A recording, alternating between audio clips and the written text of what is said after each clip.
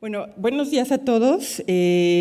Vamos a dar inicio a nuestra plática. Antes quiero presentar a la doctora Patricia Uribe Zúñiga, ¿sí?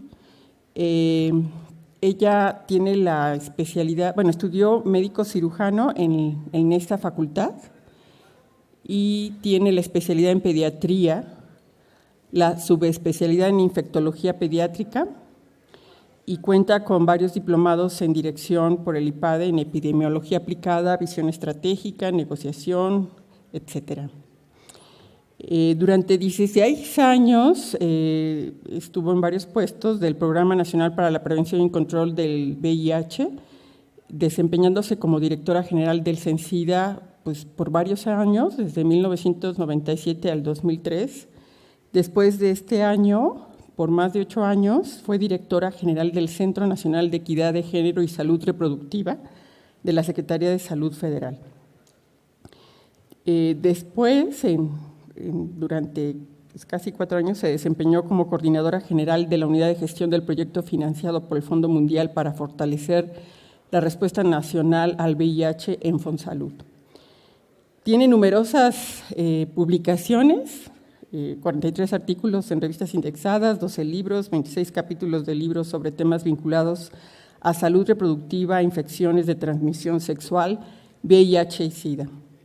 Ha recibido diversos reconocimientos, que son muchos y no hay manera de pronunciarlos todos, pero tiene varios reconocimientos importantes.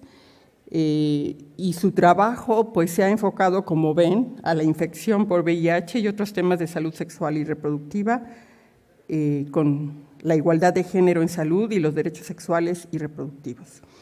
Actualmente es directora general del Centro Nacional para la Prevención y Control del VIH y el SIDA, o sea, conocido como CENSIDA, desde el 2013 a la fecha en la Secretaría de Salud. Como colegio de profesores de Ciencias Básicas de esta Facultad de Medicina, le doy la más cordial bienvenida, le agradezco su participación y a ustedes también por estar aquí acompañándonos. Gracias. Muy buenos días a todas y todos. Yo agradezco que todavía toquemos este tema en ámbitos académicos. Voy a hablarles, no crean a profundidad de VIH, no es el tema fundamental. En estos tiempos donde en algún país del norte empieza a soplar nuevamente vientos de homofobia, de racismo, de misoginia, es más importante aún. Yo había puesto este tema mucho antes que supiera quién iba a ganar las elecciones en nuestro vecino país, pero voy a hacer una mezcla porque el centro de la plática va a ir enfocada a justo la ciencia, el prejuicio y la cultura. Es muy importante que ustedes lleven, y yo fui profesora aquí muchos años, más de 15 años en la Facultad de Medicina, que llevemos a profundidad temas técnicos, pero lo que voy a tratar de compartir con ustedes es la ciencia es muy importante, eso no cabe la más mínima duda. Y sería importantísimo que todas las políticas públicas estuvieran basadas en evidencia científica y que hubiera una más rápida traducción entre investigación y políticas públicas. Pero quiero comentarles que en más de 30 años que llevo en la administración pública, en la Secretaría de Salud, no siempre se traduce la evidencia en políticas y acciones, e incluso la práctica médica en las instituciones públicas no siempre está basada en evidencia científica y cuesta mucho trabajo cambiar estas prácticas. Y simplemente aquí les pongo de ejemplo, y muchas veces también tenemos que tomar decisiones sin tener el 100%, el 80%, el 90% de la evidencia. Tenemos que arriesgarnos con lo que hay para tratar de tomar la mejor decisión e impulsar alguna política pública. Recuerden la historia del escorbuto o recuerden la historia del cólera, cómo tardaron más de 100 años, que ya se sabía que con cítricos, dándole cítricos a los marineros, se podía evitar el escorbuto, y tardaron 100 años en implementarlo como una estrategia para disminuir el escorbuto. No sucedió lo mismo en el cólera, y aunque era por la misma época y en el mismo país, estamos hablando de Inglaterra, ahí tardó 8 años en que había evidencia que se estaba planteando de cuál era la fuente del cólera, y tardaron 8 años en implementar acciones para poder evitar la transmisión de esta bacteria. Ahora, en VIH, la ciencia ha jugado un papel muy importante. A diferencia de estos ejemplos que les puse anteriormente, muy rápidamente, recuerden ustedes que fue en 1981 cuando se anunciaron los primeros casos. Hay casos en jóvenes con infecciones que no deberían de pasar. Y en 1983 ya sabían cuál era el agente causal del VIH, del SIDA, que era el VIH. Y en 1985, 2 años después, ya había una prueba para detectar la presencia de este virus. Entonces fue muy rápido la evolución y por lo tanto hubo elementos para tomar varias decisiones. Y en México, nada más quiero recordarles, arriba está el internacional, solamente voy a resaltar algunas cosas. Esta es la primera década, los 80s. Por ejemplo, la sangre, rápidamente se pudo controlar la transmisión en México porque se tomaron medidas políticas públicas que prohibió que se transfundiera sangre sin hacerle la prueba, o se prohibió la comercialización de la sangre. Entonces, la ciencia ha jugado un papel importante. Recuerden el shock que causó a todas las mujeres el emblema de la masculinidad cuando se supo que Rock Hudson tenía SIDA e incluso murió rápidamente de esta enfermedad. Fue la primera persona famosa que murió por este problema. Los 90s, podemos decir rápidamente, les digo que no me voy a enfocar en esto, se siguieron haciendo descubrimientos. Todos esos nombres de DDI, DDC, D4T, nevirapina, EFB, son nombres de antirretrovirales que en la actualidad tenemos más de 20, que se empezaron a descubrir cada vez más. Primero se vio acuérdense que la acidobudina fue lo primero que dimos como monoterapia, luego 2, y en 1997, es una fecha estratégica, se descubrió que no, que mínimo teníamos que darles 3 medicamentos simultáneamente, y con esto hemos logrado los avances que nunca imaginábamos que íbamos a lograr. Antes, una notificación de SIDA era una sentencia de muerte. En 1 año morían las personas. En la actualidad ya no es una sentencia de muerte. Gracias a esto, y México empezó a dar tratamientos también, primero en seguridad social, y fue avanzando. Recuerden que estas eran las imágenes del SIDA antes de que hubiera este tipo de tratamientos. Esto ya no se ve así. Y hubo grandes movilizaciones sociales para incidir en las políticas públicas. Ha sido la enfermedad, el problema de salud pública, donde claramente la movilización social ha jugado un papel muy importante, y no solamente porque era un problema de salud que inicialmente afectó más a poblaciones que ya estaban socialmente estigmatizadas, como hombres que tienen sexo con hombres, personas usuarias de drogas, eran colectivos que estaban ya organizados tratando de defender sus derechos. Y esto, y las movilizaciones, todas las conferencias internacionales de SIDA, había grandes movilizaciones de colectivos muy importantes presionando para el acceso a tratamientos, para el respeto a los derechos humanos, para la disminución de precios. Los 2000, ¿en qué se han caracterizado rápidamente? En que se ha buscado la forma en que de 20 pastillas se logre simplificar los tratamientos, porque es un tratamiento de por vida. Entonces, actualmente, una sola pastilla se toma y ya no hay que ver si se toma con agua, si se toma con los alimentos o sin los alimentos. Entonces ha simplificado, se ha disminuido la toxicidad y esto ha aumentado la adherencia. Es muy importante la adherencia. Si dejan de tomar el tratamiento, generan resistencia. Pero, por ejemplo, vean, aquí hay otro descubrimiento como que la circuncisión disminuye en 60% la transmisión del VIH. En 2007 se publicó. Pero en México no se ha promovido como política pública. Sería la más impopular de las funcionarias. Me dirían que soy una mujer castrante, aunque hay aparatos nuevos que se han diseñado que no provocan ningún problema, mucho más fácil para circuncidar a hombres adultos. Pero en África, por ejemplo, hay metas muy concretas si se está circuncidando a una gran cantidad de hombres adultos. Entonces, hay políticas que no de manera inmediata se establecen y México ha ido avanzando, no es de los países que están en peores circunstancias. En síntesis, tenemos que en la actualidad la infección por VIH, ya no se dice el SIDA es una etapa de la infección, es una enfermedad crónica, transmisible, causada por este virus, por el VIH, inflamatoria. Entonces, debe de tratarse como una enfermedad crónica. Es tratable, no curable, y cuando uno le da el tratamiento adecuado a las personas, se vuelve indetectable el virus, inhibimos tanto la replicación del virus que ya no lo transmite comunitariamente.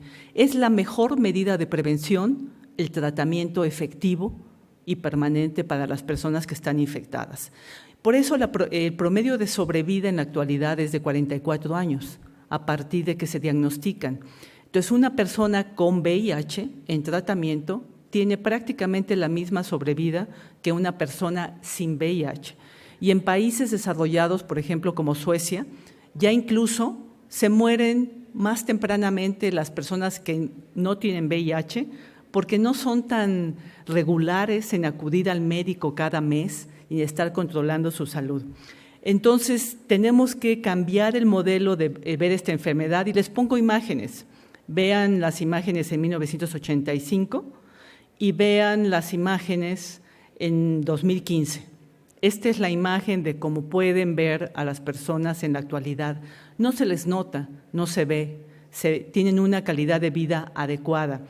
Y a nivel internacional hemos logrado disminuir las nuevas infecciones, disminuir los casos de niños, aumentar la cobertura de tratamiento. En México hay cobertura universal y por primera vez se ha dicho que podemos poner fin a la epidemia del SIDA en 2030. Si logramos el continuum de la atención, no sé si alcance a verse, pero lo importante es si diagnosticamos a todas las personas que están infectadas en este momento, las tratamos y logramos que esté la supresión viral, el 90-90-90, que al 90% de las ya infectadas las diagnostique, al 90% las trate y al 90% las lleve a indetectables, se va a detener la transmisión del VIH. Estas metas son para el 2020 y se espera que se pueda detener la epidemia si logramos para el 2030 95, se va a detener la transmisión y vamos a poder tener generaciones libres de la transmisión del VIH. Si no hacemos esto en todo el mundo, va a continuar la epidemia. Entonces, por eso todos los países estamos centrados y lograr el continuo. De nada sirve diagnosticar si no los tratamos y de nada sirve darles tratamientos si no garantizamos que los llevamos a indetectables. Entonces, en México, a 30 años, como ya les comentaba, en 1985 teníamos registrados vivos 40 casos de SIDA, en ese momento era SIDA. Ahora tenemos 126,000 vivos. Teníamos ningún tratamiento, ahora tenemos más de 20. La sobrevida era de 1 año, ahora es de 44. teníamos muy poquitos lugares para atender, estábamos aprendiendo y además atender era un decir. Los diagnosticábamos y no teníamos nada que ofrecerles más que apoyo psicológico, enseñarles a bien morir. Y ahora tenemos 400 lugares especializados en todo el sector para atender a las personas con VIH. Entonces, realmente pasó de ser una enfermedad mortal y hospitalaria a un problema de salud ambulatorio, se atiende ambulatoriamente, rara vez se tienen que hospitalizar. El 91% de los pacientes son atendidos ambulatoriamente y se tiene un buen control de ellos. Entonces, esto es muy importante y tenemos éxitos, por ejemplo, sangre. Las mujeres fueron infectadas por sangre al inicio de la epidemia porque se exceden los médicos por parto, transfundían a demasiadas mujeres sin necesitarlo. Y fue un mecanismo por el cual varias mujeres se infectaron. Afortunadamente, desde 2008, si se fijan desde antes, pero en 2008 hubo 2 casos de transfusión y a partir de esa fecha ya no hemos tenido ninguno. Y recuerden que incluso en México se prohibió la comercialización de la sangre porque encontramos que en donadores remunerados, y ahí es la evidencia científica, nos demostró que tenían una prevalencia mucho mayor que la prevalencia de la población general de VIH, y se encontró que ¿qué pasaba? En Nezahualcóyotl había familias enteras infectadas por VIH. La ciencia entró, investigó qué estaba pasando, y no sé si ustedes saben esa historia, yo sí la viví. Compartían, como eran familias pobres que vendían su sangre para que se utilizara el plasma para pacientes que lo requieren por diferentes problemas hematológicos, reutilizaban todo el equipo. Y entonces y es muy eficiente la transmisión del VIH de esa manera. Y entonces familias completas se infectaron y por eso se prohibió la comercialización de la sangre. Eso es cuando la ciencia, la evidencia muestra y se toma inmediatamente una política pública en relación a esto. La transmisión perinatal, ya vamos para abajo, pero nos hemos visto lentos. ¿Por qué? Aunque festejamos el Día de la Madre como casi día nacional y se paraliza el país, las inequidades de género se reflejan claramente en cualquier problema que tiene que ver con la salud de las mujeres. La salud de las mujeres, importar a las mujeres, como se plantea cuando se habla del Día de las Madres, otra historia sería en la salud incluso de las mujeres. Pero ahí vamos, hemos tenido que fortalecer las acciones, ya deberíamos, la meta era 2015, que no hubiera ya ningún niño infectado. Y todavía el año pasado tuvimos 71. Vamos no mal, ya estamos bajando de la tendencia, pero se retrasó. El problema que tenemos es sexual, ustedes lo saben, en promedio, la primera relación sexual es a los 17 años en nuestro país, son promedios. En promedio se están infectando a los 25 años, en promedio los estamos diagnosticando a los 35. Recuerden que pasan 10 años sin ninguna sintomatología en promedio y sigue siendo esto. Los jóvenes ni siquiera se van a hacer la prueba porque no sienten nada, o sea, no hay ninguna afectación, pero el virus ya empieza a atacar, a inflamar, a dañar el sistema de defensa hasta que se provoca sintomatología y tienen ustedes el SIDA. La etapa final es la que se llama SIDA. Y la muerte ya en la actualidad se da en promedio a los 75 años, porque les he dicho, o un poco más, que ya la sobrevida es de 44 años. Vean que casi toda la transmisión actual, más del 80%, es sexual. Y los jóvenes, les pongo ahí hombres en verde, mujeres en rosa, han ido incrementando el uso de condón, pero después perdemos la cordura. Los adolescentes usan más condón que los adultos. Y los casos, en rojo tienen los adultos, han ido bajando de VIH a través de los años ya porcentualmente, pero los jóvenes han ido aumentando. El 40% de todos los casos nuevos anuales son jóvenes. Yo lo veo morado, que está hasta abajo. Los niños han ido bajando, pero los adolescentes no, que están en verde. Entonces, adolescentes y jóvenes no vivieron el boom de la epidemia, están iniciando su vida sexual, ya no le tienen miedo, saben que hay medicamentos e incluso hay una cultura que se ha promovido entre ciertos jóvenes de ya no protegerse. Es como buscar el riesgo no protegiéndose, porque además pues hay medicamentos que pueden tomar y que puede resolverlos. Y los casos han ido aumentando. Vean que la mayoría están siendo tratados por la Secretaría de Salud. Cada vez tenemos más casos en tratamiento, el acceso es gratuito y nuestros retos son esos. Tenemos que eliminar la transmisión perinatal del VIH. No debe de haber en nuestro país, tenemos todo para que no suceda casos de niños. Tenemos que fortalecer la prevención, particularmente la sexual. Tenemos que lograr quitarle el estigma a la prueba y que se le haga a todo joven que tiene vida sexual activa sin protección. O todo en Canadá y Estados Unidos, el grupo que está aumentando es el de mayores de 50 años, porque nadie piensa que tienen vida sexual activa, nadie les da recomendaciones, piensan que ya están más allá del bien y del mal y resulta que también tienen actividad sexual y que también se están infectando y están ya viudos, divorciados, buscan nuevas parejas. Entonces, aguas. México todavía no está aumentando tanto, pero estamos muy pendientes en este grupo de la población. Entonces, la prueba hay que quitarle el estigma.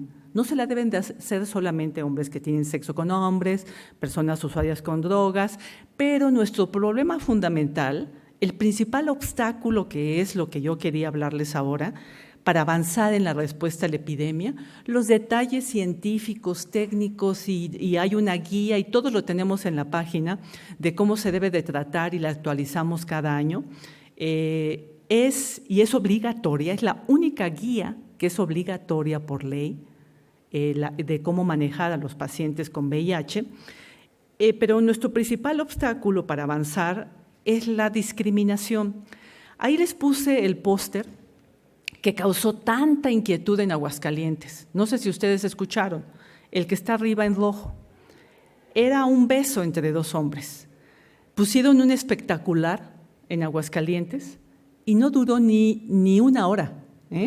Lo quitaron rápidamente y pusieron en su lugar un espectacular prácticamente de una mujer desnuda con un varón, y digo, eso sí se puede, pero un beso entre dos varones no se puede.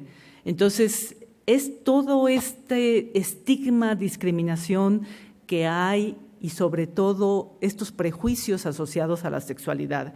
Jonathan Mann, que fue uno de los primeros directores del programa de SIDA, desde el principio de la epidemia, dijo que para poder erradicar este problema de salud teníamos que poner en el centro los derechos humanos.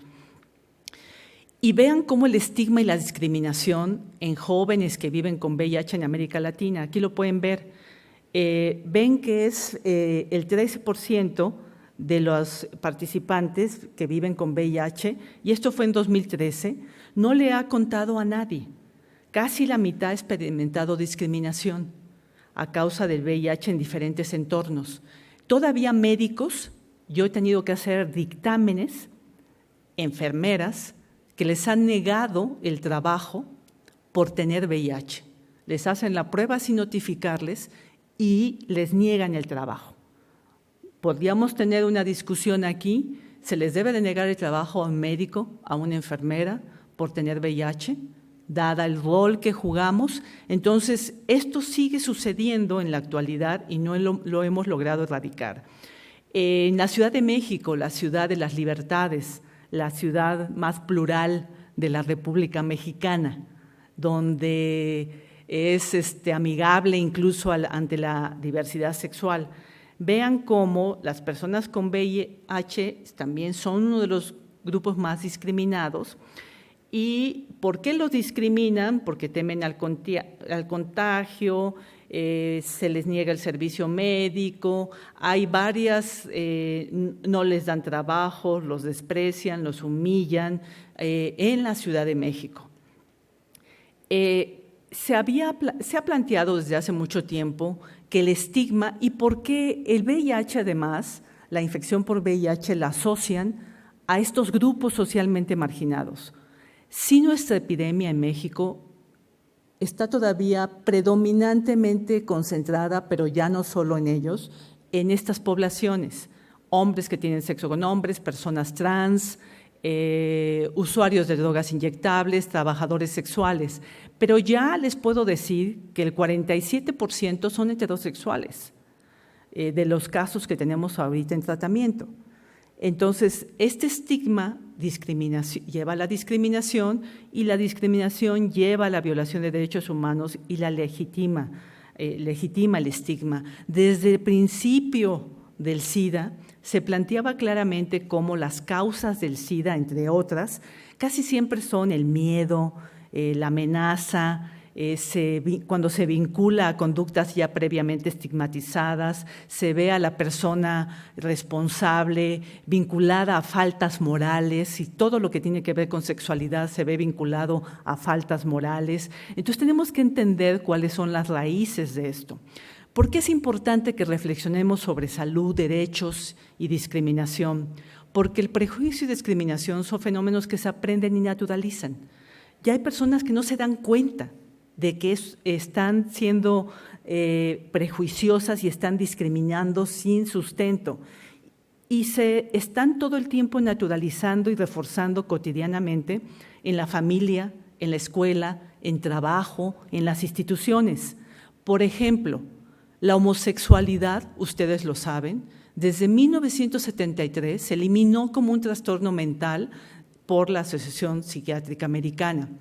Hasta el 1990 la OMS la eliminó de la clasificación internacional de enfermedades con la que nos comparamos y diagnosticamos los problemas de salud. Y a pesar de eso, todavía hay médicos, personal de salud, que manda a curar a un homosexual, a tratamientos que no están recomendados. La transexualidad está en proceso de eliminarse de trastornos mentales.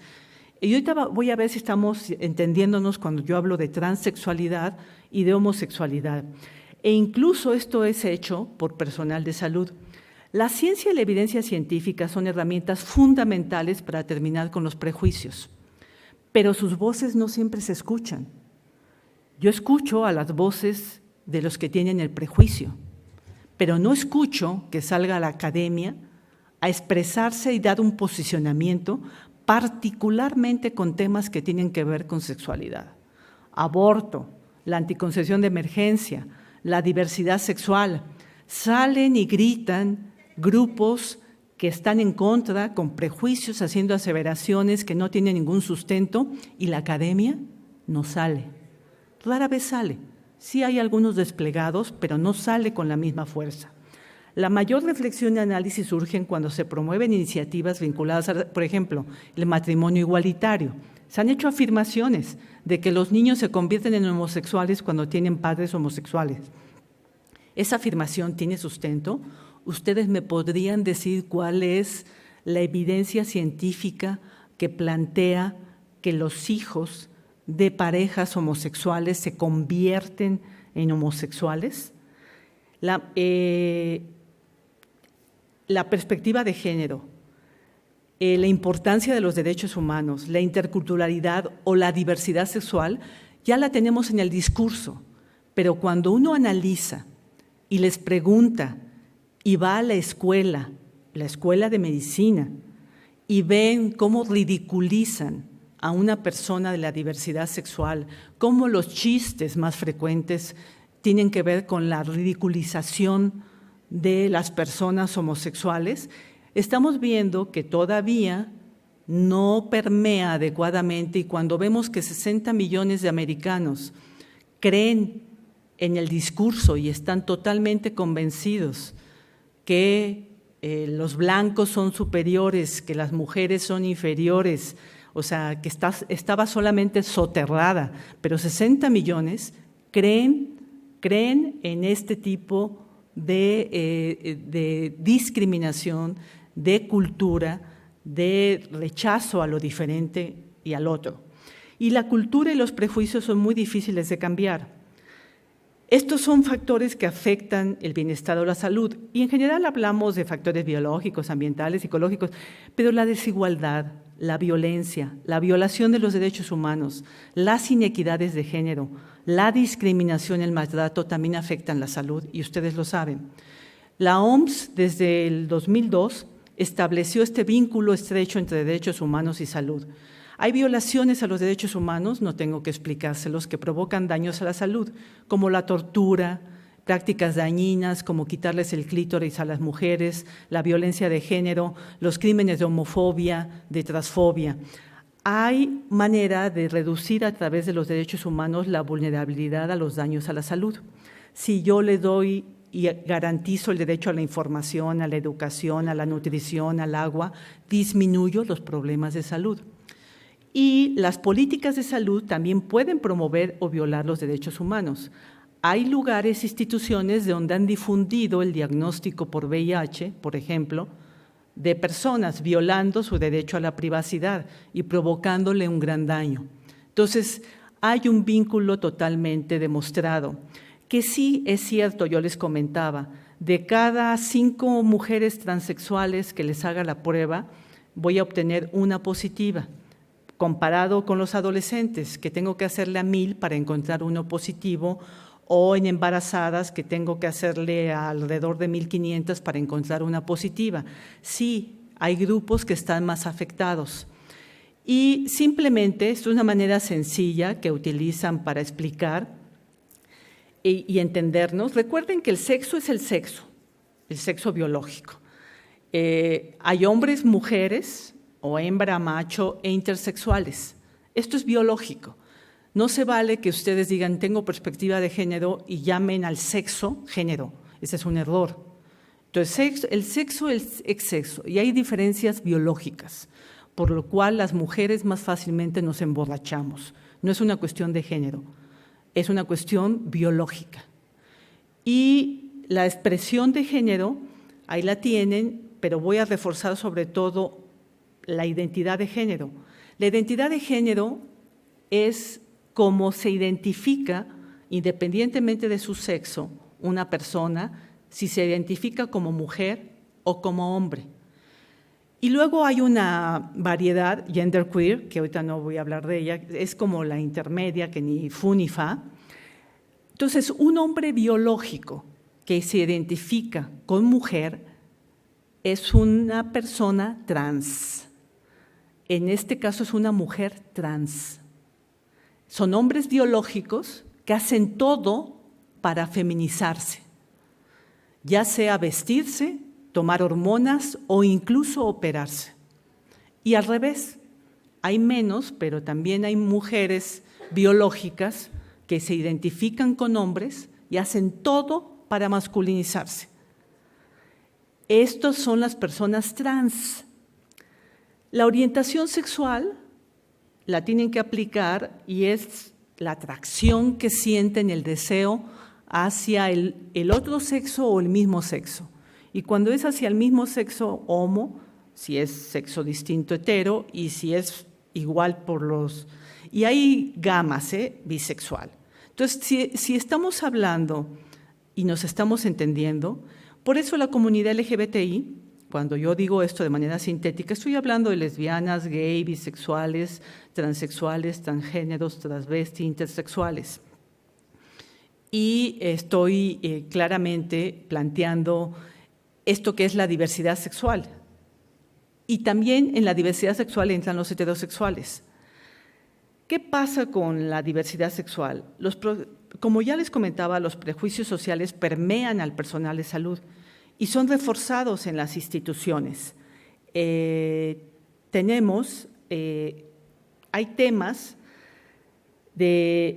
todos los temas, yo creo, vinculados a salud sexual se radicalizan. y se perciben como riesgos cuando se abordan. En las discusiones internacionales de salud, yo les puedo decir que no hay ningún tema que se radicalice tanto y que incluso todo el tiempo estén pidiendo grupos de países, de personas, que se elimine el tema de salud sexual y reproductiva. Sea el que sea, salud sexual y reproductiva, derechos sexuales y reproductivas son los temas siempre en conflicto en las discusiones internacionales. Sexualidad, derechos humanos, géneros no son un eje prioritario de la formación de ustedes. Yo cuando me formé no eran un eje prioritario. No son, si no llevamos educación integral de la sexualidad en primaria, en secundaria, en prepa. Llevamos así como que nos dieron algunas salpicones, dependiendo del tipo de escuela donde fuimos. En la formación como personal de salud, no son ejes prioritarios, ni sexualidad, ni derechos humanos, ni género. Y se asume que el personal de salud puede abordar los problemas de salud sexual. Se prioriza en las instituciones y en las escuelas de salud los aspectos sustantivos, diabetes, o sea, el tipo de virus, bacterias, lo que quieran, dependiendo, histología, pero no los adjetivos. Discuten derechos humanos, discuten ética de manera permanente, discuten calidad, discuten cómo poner en el centro a las personas. No, yo también me formé aquí. Y después queremos corregirlo como parches cuando ya estamos formados, cuando ya salimos de la escuela. Además, cuando llegamos a las instituciones, no hay equipos multidisciplinarios, hay equipos multiespecialistas. Sí, hay equipos donde hay internistas, endocrinólogos, infectólogos que abordan a un paciente en particular para darle la mejor atención. Pero no hay psicólogos generalmente, no hay especialistas en salud mental, no hay antropólogos, no hay sociólogos que nos ayuden a ver cómo influir en el comportamiento y en la cultura. Entonces, las personas de la comunidad LGBTI que conviven diariamente, además, no son visibles. Se estima que 4% de la población son homosexuales. Aquí en la escuela seguro, hay hombres y mujeres homosexuales, pero no lo dicen porque saben que van a ser discriminados. En mi trabajo, yo conozco a varios colegas que son homosexuales y no lo dicen, entonces lo ocultan. Y entonces pareciera que no convivimos con nadie que pertenezca a estos grupos, y la convivencia ayuda a construir una convivencia sana, respetuosa, entendiendo y viéndolos no como monstruos, como nuestros iguales, distintos pero iguales. Pero el problema en este tipo de temas es que no se visibilizan las personas que pertenecen a la diversidad sexual. En general, las instituciones, y más en medicina, estamos basados en procesos verticales, no horizontales. Interno, servicio social, R1, R2, R3, R4, R5, R6, adscrito, jefe de unidad, Es un esquema prácticamente militarizado. Después de los militares, en varios análisis se ha planteado que el sistema de salud es el más militarizado, más vertical. Y entonces no hemos aprendido, no tenemos establecido cómo hacer procesos horizontales. Yo les diría calidad, por eso es nuestro gran reto. La calidad es un gran reto. Siempre género es un pegote. No, tiene que ser transversal, pues así nunca va a ser. Es un pegote, lo ve una persona ya en su oficina y está persiguiendo a todo mundo para que incorporen la perspectiva de género. Derechos humanos lo ve las comisiones de ética, por allá, están afuera. ¿Por qué no? ¿Cómo podemos lograr que sea transversal? Entonces, todo esto nos dificulta y vean cómo, aquí nada más les señalo, esto se está actualizando, pero hay lugares donde se mata a las personas, por ejemplo, Irán, Arabia Saudita, ahí pueden ver, hay países, esos rojos como intensos, donde se mata a una persona cuando se sabe que es homosexual o que es persona trans. Los rojos un poco menos intensos es cárcel de más de 14 años o de por vida. Los anaranjados es cárcel.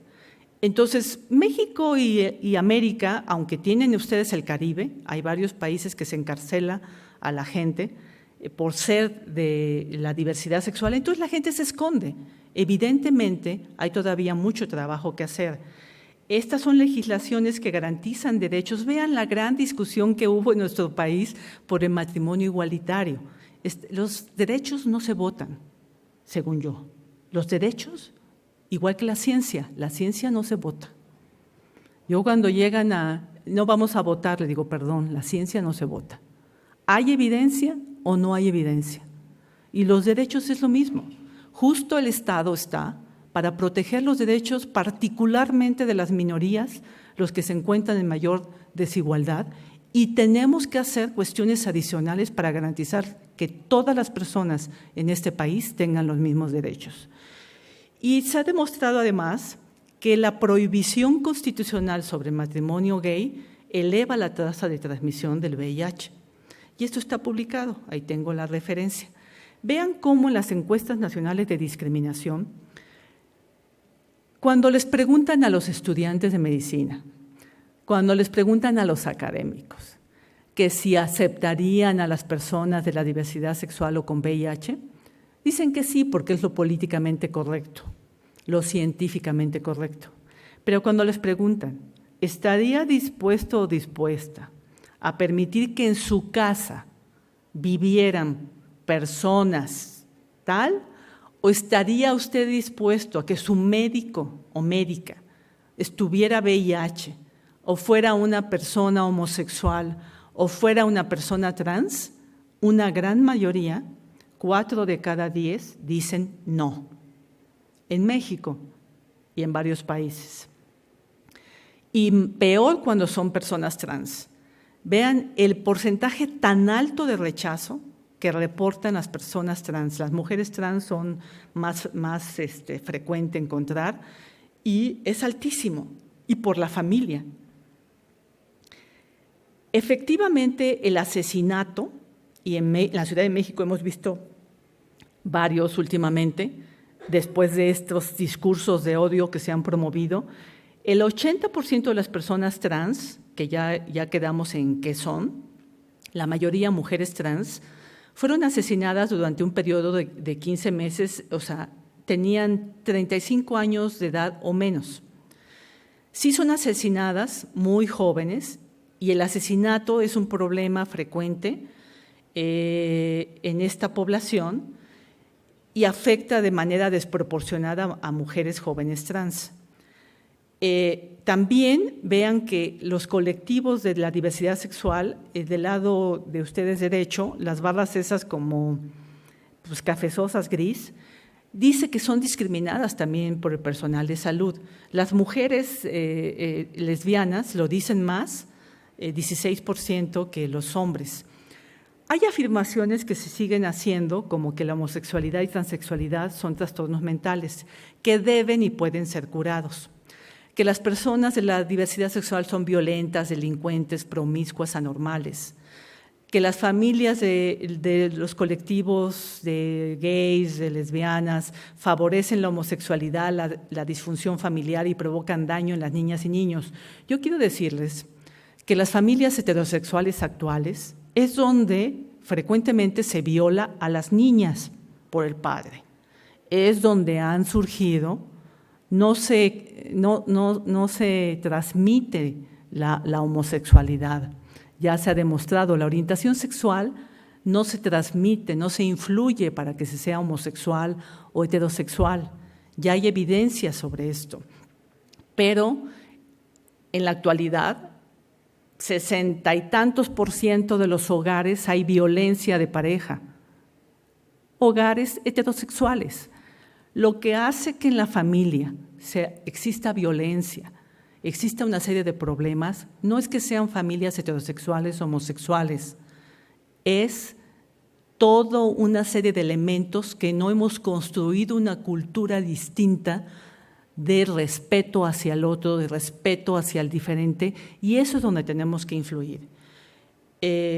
Son minorías, nos dicen algunos, que exigen privilegios y nuestra prioridad son las mayorías.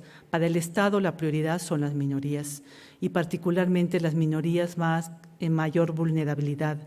No se requiere desglosar la información, dicen en salud, por orientación sexual o identidad genérica. En la actualidad no sabemos cuáles son los problemas de salud que afectan a las personas trans, porque nuestro sistema no nos los dice, o que afectan a las personas homosexuales. Se ha invisibilizado y deshumanizado a esta comunidad, por eso favorece la exclusión y la discriminación. Y cada vez que llega a salud alguien de la comunidad LGBTI, lo pasan a censida, aunque no tenga VIH. Oigan, pues ¿qué onda? Trae otros problemas de salud, traiga diabetes, traiga lo que traiga, lo pasan a censida automáticamente. Nadie más lo quería ver. La discriminación, no voy a detenerme en esto, pero recuerden que es una cuestión objetiva, subjetiva, estructural y cultural, individual y colectiva. Por eso no es fácil, no nos damos cuenta. Y todo está muy naturalizada, toda esta discriminación. Simplemente como ejemplo, les muestro han ido colectando los términos que utilizamos para referirnos a la comunidad LGTBI. Ustedes lean las que quieren. Incluso hay algunos coloquiales, pero loca, mampo, que le van a medir el aceite, todas son despectivos, son una cantidad de términos que tenemos para designar y ninguna positiva para la comunidad machorra, la que quieran. Todos son términos despectivos. Y poniendo un poquito para que vean que el lenguaje se importa, pongo también afirmaciones que hicieron, pues, incluso algunos filósofos sobre la mujer. Y esto pega, esto influye, el lenguaje influye.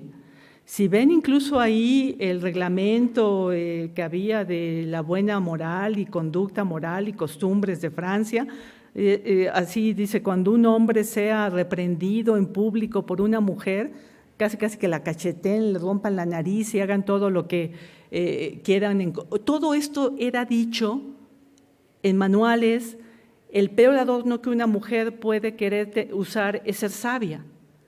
Esto influye, claro que influye, todo este tipo de afirmaciones.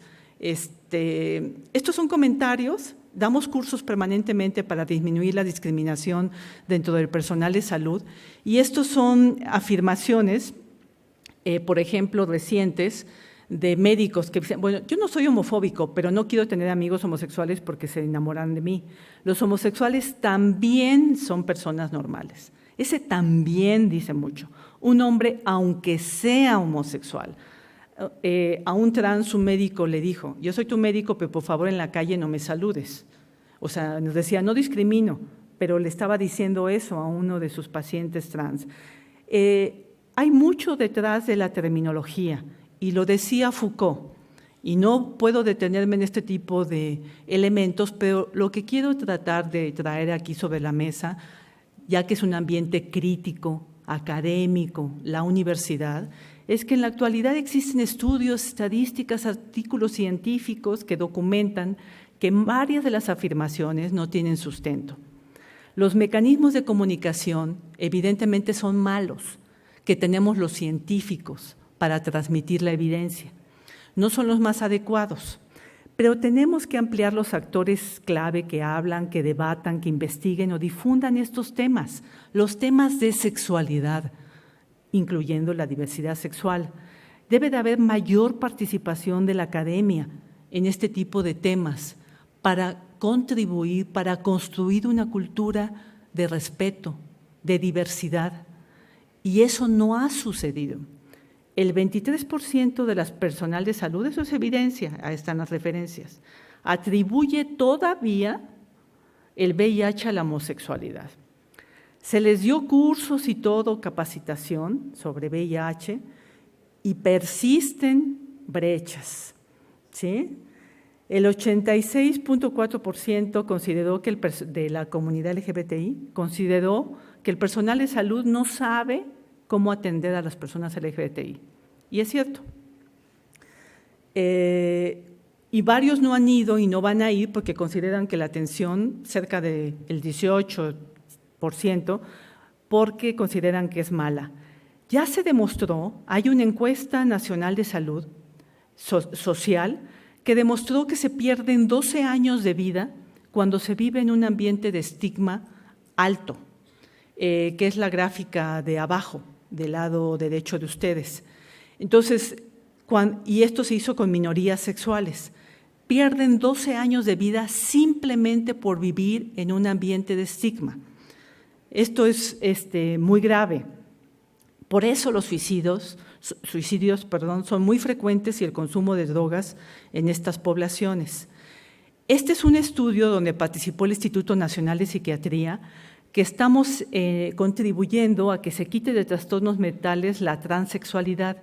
Y en síntesis, no quiero que vean todo, y se va a sacar ya de la Clasificación Internacional de Enfermedades 11, que se publica en el 2018, se demostró que el distrés y el deterioro funcional que sufren las personas transexuales no se debe a su identidad genérica per se debe a toda la violencia y el rechazo que sufren en todos los ámbitos. Las personas transexuales se dedican al trabajo sexual no porque lo quieran, porque no les dan trabajo en ningún otro lado. Ningún otro lado. Son rechazados de todos lados. Y ya hay una clínica integral, en la clínica especializada Condesa, donde están yendo como 1,500 personas trans, donde les dan hormonas. No las atienden, también les atienden VIH, pero les dan hormonas, les están ayudando a la transformación sexogenérica, que es lo que más les importa, para verse como mujeres, la mayoría, o verse como hombres cuando son mujeres, y estamos aprendiendo a cómo atenderlas. El bullying en las escuelas también es altísimo de estas poblaciones. Hay un montón de materiales ya que ustedes pueden acceder de cómo atender a la diversidad sexual, cuáles son los problemas que los afectan, historias, incluso dirigidas también para padres. Hay materiales que hemos hecho junto con las organizaciones civiles que pueden servir de apoyo, incluso a los papás hay materiales que los orientan, no es fácil, pero ya hay materiales, ya hay grupos de padres y madres que han decidido seguir un camino distinto al rechazo. Hay acciones generales, y ya vamos a terminar, recomendadas para promover políticas de igualdad de trato. Yo quiero convencerlos de que ustedes se conviertan con que 1 o 2 en agentes de cambio, que no solamente sean unos excelentes científicos, y además en medicina, la medicina es una mezcla, es una ciencia y un arte, no solamente ciencia. Hay momentos en que se tienen que tomar decisiones sin contar con los elementos, como ya les decía, que da la ciencia para poder saber. No siempre son fórmulas matemáticas, casi nunca yo les diría, casi siempre tenemos que aplicar otros criterios, otros elementos. Pero la igualdad de trato es muy importante y con el ejemplo transmitimos mejor que 1,000 palabras. Estos procedimientos se manejan, y yo no lo digo, lo dicen expertos, hay procedimientos contra actos discriminatorios, ni modo, lo tenemos que hacer, y ya lo estamos haciendo. Actualmente tenemos CONAPRED, tenemos consejos estatales contra la discriminación, y ya hay sanciones que se establecen. Si un médico, si una enfermera no los quieren contratar, intervienen en instancias que ya existen. Hay una ley federal para prevenir y eliminar la discriminación. Hay leyes estatales ya en varios estados. Ya se está prohibiendo el matrimonio forzado de menores de edad en varios estados. Tenemos embarazos en niñas de 14 y menos, porque son violaciones, y como en nuestro país todavía, si un violador se casa con la niña, pues se le conmuta la pena, ya no lo llevan a la cárcel. Todavía tenemos estados en nuestro país donde por una gallina venden a una niña. Entonces, todas estas cosas, ¿le toca al sector salud o no le toca? ¿Cómo vamos a poder incidir en el embarazo de niñas de 14 años y menos si no incidimos de alguna forma también en esto? Poniendo anticonceptivos en todos los servicios de salud, les voy a decir que las de 14 años y menos, no. La mayoría están unidas, forzadamente, pero unidas. Entonces, hay políticas públicas que tenemos que estar haciendo todo el tiempo, hay acciones afirmativas, hay muchas gentes que están en contra, yo no, porque no podemos tratar igual a los desiguales, tenemos que emparejar el piso, ya cuando estemos un poco más parejos, pues ya quitaremos las acciones afirmativas, pero son necesarias las acciones afirmativas para compensar esta discriminación histórica, la educación, la divulgación e investigación que ustedes hacen, también sirve para políticas de igualdad de trato e intervenir permanentemente en la agenda política. Hay acciones que se han hecho recientemente. Ustedes conocen que el presidente en el marco contra la homofobia en el Día Nacional, que fue en mayo de este año, hizo una serie de compromisos y México ya entró a este grupo núcleo que a nivel internacional está promoviendo los derechos de estos grupos, de estos colectivos. México ha sido líder a nivel internacional en estar incluyendo ya estos temas. El secretario de Salud, el doctor José Narro Robles, está activamente promoviendo la no discriminación en los servicios de salud hacia nadie, hacia ninguna persona, incluyendo los de la diversidad sexual. ¿Qué más podemos hacer en salud y la academia? Pues cumplir con esta obligación ética de igualdad de trato y no discriminación.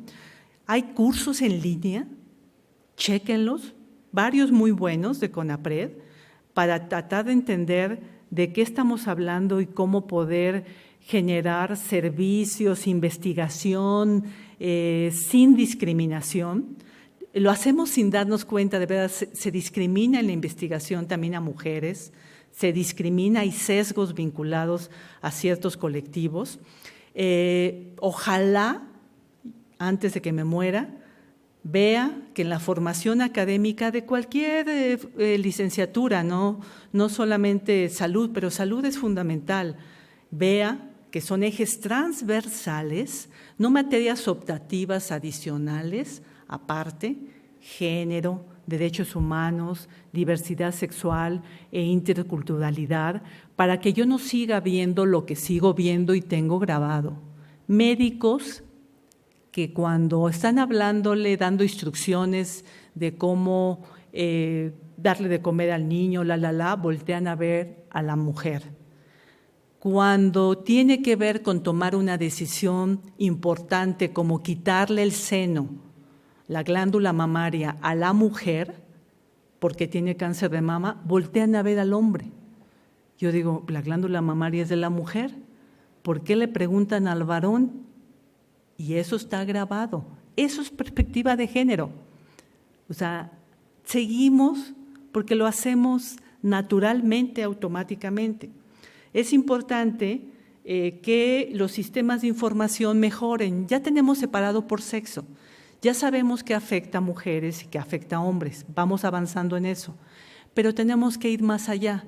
También tenemos que saber que afecta a homosexuales, que afecta a personas trans y tener variables que nos permitan ver eso, que ahorita no las tenemos. Y tenemos que involucrar a todos los servicios. De veras que nos ven, trabajo sexual, Cencida, todo lo que nadie quiere ver, Cencida, y que tiene que ver con sexualidad. Ahí pues están esos locos perversos que se meten en temas difíciles, Cencida, que los vea Cencida, que los reciba Cencida. Y nada tiene que ver con la infección por VIH o con SIDA, la mayor parte de los problemas. Estamos elaborando por instrucciones del secretario protocolos para la atención de todos los problemas de salud que afectan a las personas trans y tenemos que cambiar la forma de hacer la entrevista inicial.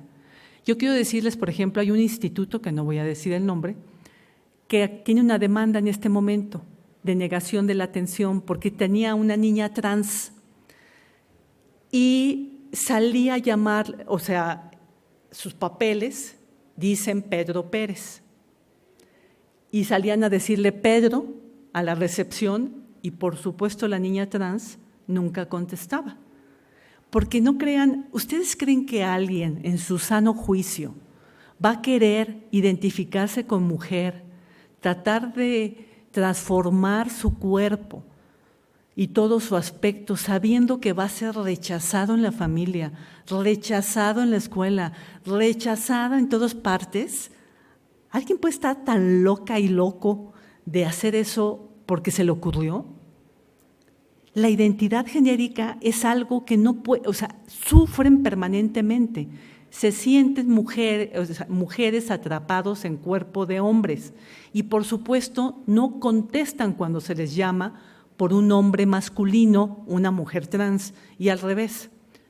Entonces hay ya videos que recomiendan cómo hacer la entrevista para identificar y hay entrevistas que se han grabado donde el médico asume que todo es heterosexual y da mal diagnóstico, da mal recomendaciones porque resulta que esa mujer que tenía enfrente no era heterosexual, porque resulta que ese hombre que tenía enfrente tampoco era heterosexual.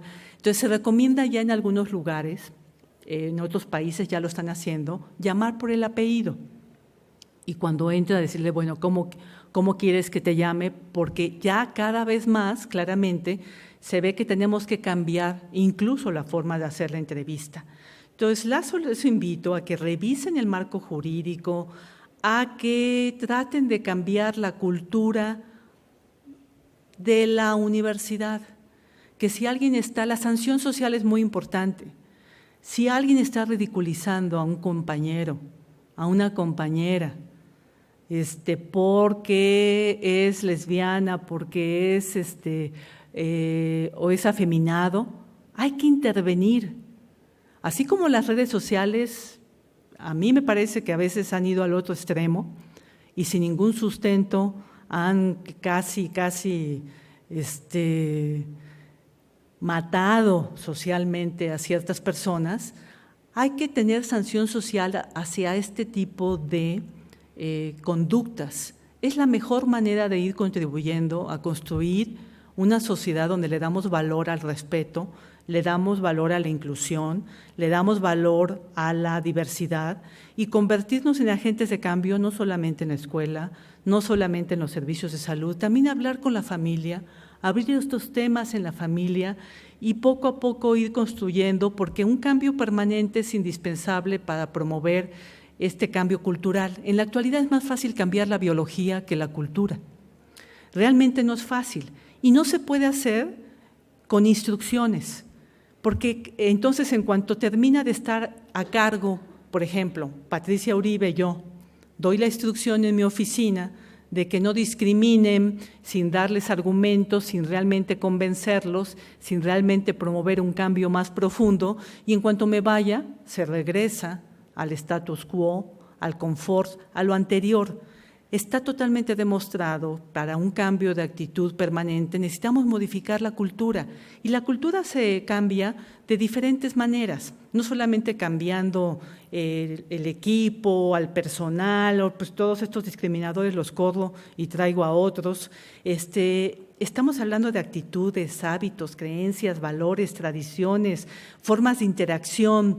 La cultura se refuerza con valores, con héroes o líderes, ritos y rituales, no permitiendo nunca que se ridiculice o se utilice como ejemplo para divertir a la gente, el ridiculizar a las y los otros que son distintos a mí. Se hace más fácil con un enfoque multidisciplinario y con la participación y convivencia diaria con las y los otros. En Sencida convivimos permanentemente y no se esconden personas de la diversidad sexual. Si no lo hacemos, algo contra todo esto, seguirán predominando estas posturas racistas, homófobas, misóginas y de odio hacia el diferente, que surgen en cuanto encuentran un líder que lo ve como algo positivo. Continuarán la violencia, homicidios, suicidios innecesarios en poblaciones discriminadas. Continuarán los embarazos en adolescentes y niñas. Nos perderemos la riqueza de la diversidad, retrasando una sociedad más justa e incluyente, y no podemos, además, eliminar la epidemia del SIDA. Hay muchas campañas últimamente, porque hay campañas de odio en las redes, de odio muy importante, que tenemos que también contrarrestarlas. Lo importante es no compartir, no reforzar todas estas estrategias de odio en todos los niveles, y nosotros creemos que sí es posible y vamos a seguir insistiendo en esto desde donde estamos, y espero que ahorita exista un pequeño espacio de reflexión con ustedes, porque pues esto quería compartirlos, no se olviden, no solamente ciencia, tenemos que tomar en cuenta el prejuicio y la cultura. Muchísimas gracias.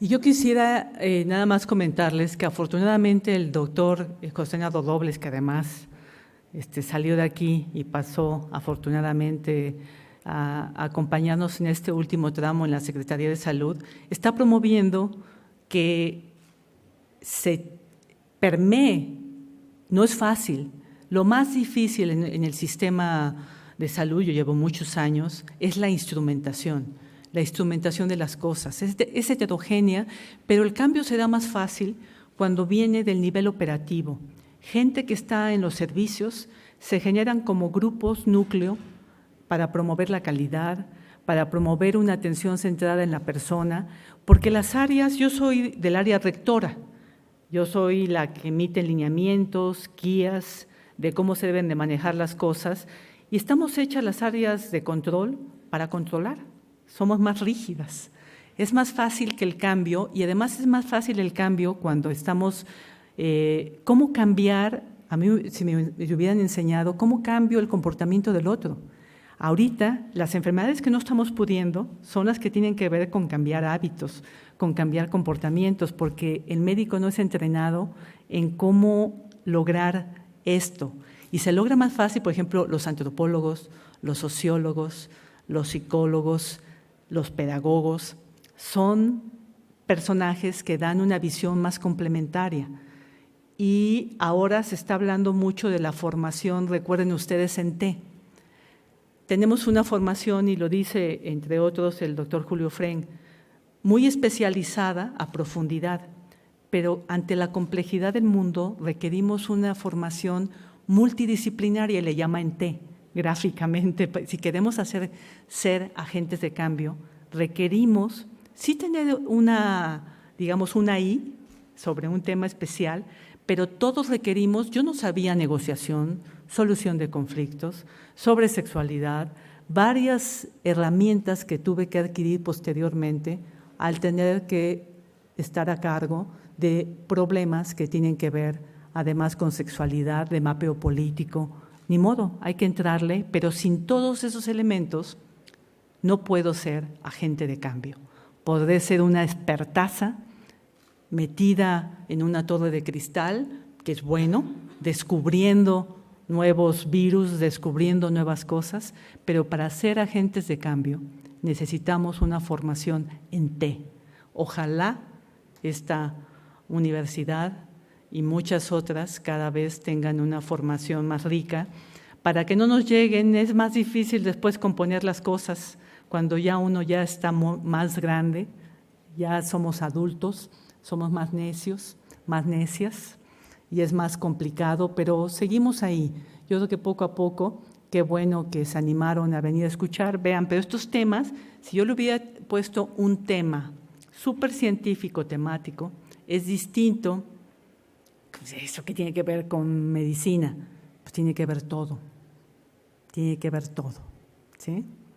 Pues muchísimas gracias. Y sí, ya hay varios estudios durante muchos años y como vieron, en el 2007 hubo un estudio, una cohorte grandísima, donde se demostró que efectivamente la circuncisión, porque se acumula líquido y virus en el prepucio, así como de otras infecciones de transmisión sexual. Ya se suponía que los hombres circuncidados pasa lo mismo con el virus del papiloma humano, que es mucho menos el cáncer cervicuterino en países donde los hombres están circuncidados, porque disminuyes la transmisión del virus del papiloma humano, porque en el prepucio se acumula secreción y diferentes gérmenes, sean bacterias, sean virus, con una mayor proporción, y esto, por eso en África hay una meta, 80% de los hombres adultos circuncidados. Claro que África tiene un problema muy serio de infección por VIH, es una epidemia generalizada, pero en México yo lo he propuesto y casi me matan incluso los adultos hombres que se encuentran luego en las sesiones que discutimos las políticas y me van a decir, de por sí no soy la más popular de las funcionarias, poniendo a circuncidar a los hombres, pues promoviendo que se circunciden espontáneamente, pero esta cohorte, que varios países participaron, demostró claramente que donde estaban circuncidados los hombres había 60% menos de transmisión del VIH que donde, y es por esto, porque es más, no se acumula nada cuando están circuncidados. Pues entonces salimos. Gracias.